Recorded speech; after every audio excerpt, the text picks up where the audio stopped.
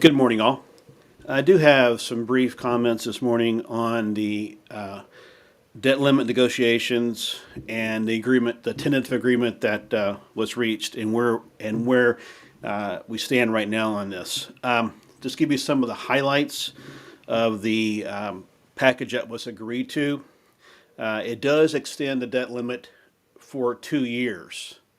So we won't be revisiting this debt limit discussion every 6 months and pushing it up and pushing it up and pushing it up. We're going to extend it for 2 years. And what that does, basically, as much as it can, it takes politics out of the discussion. That being said, there'll be no more discussion about the debt limit up until 2025. Domestic spending will be flat. There won't be any increases in domestic. Now, let me say this. Both sides going into this had very different opinions of where they stood. But in the end, a bipartisan agreement came out.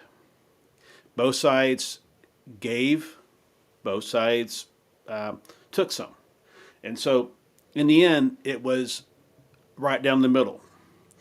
The one big win I think is so important for our nation is increased defense spending. We're going to increase the defense spending by $26 billion. And we're going to cap our spending at 1% through 2025. Again, I think this is so important that that the Congress and the President were able to reach an agreement with this. We were on the verge of going into a default within the next few days, and that would have put a bad image across to our world partners on the economic status of our country.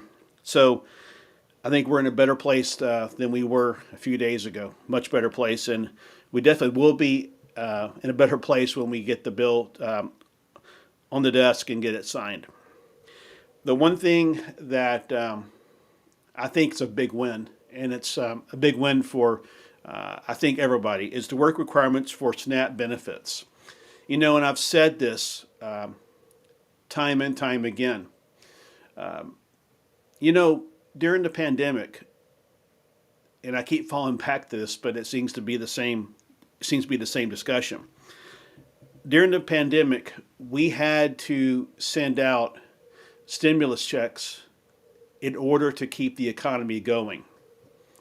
If we hadn't have done that, the economy, for probably a pretty good chance the economy would have collapsed.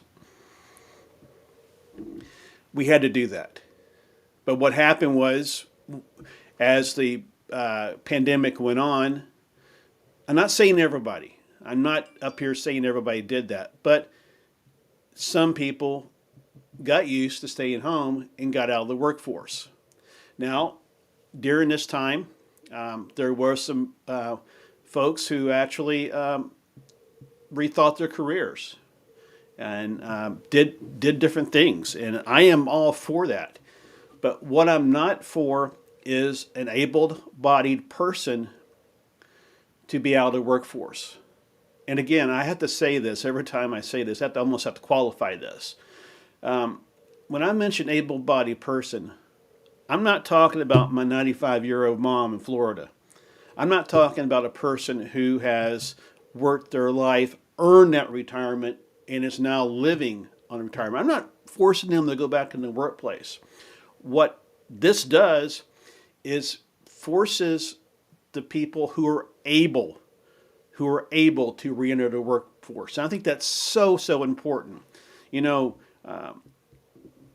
earning that paycheck, doing a good day's work does so much for you personally. And I think this is such a great thing for our country. So that was one thing I'm glad there was no compromise on. In the most part, there was no compromise on it because I think it's so important. And by having that into having that qualification into some of the government assistance programs, we will see the unemployment rate continue to drop. So that's where we are. The Congress, according to what the speaker has said, was 72 hours from Sunday when the text was introduced Sunday night. I actually read it Sunday night. And the votes could start as early as tomorrow. So I think we're in good shape. I think we will avoid a default on our debt. I think we're right on the timeline of getting everything passed and getting all the I's dotted and T's crossed. Thank you all very much. Thank you. Thank you. Thank you.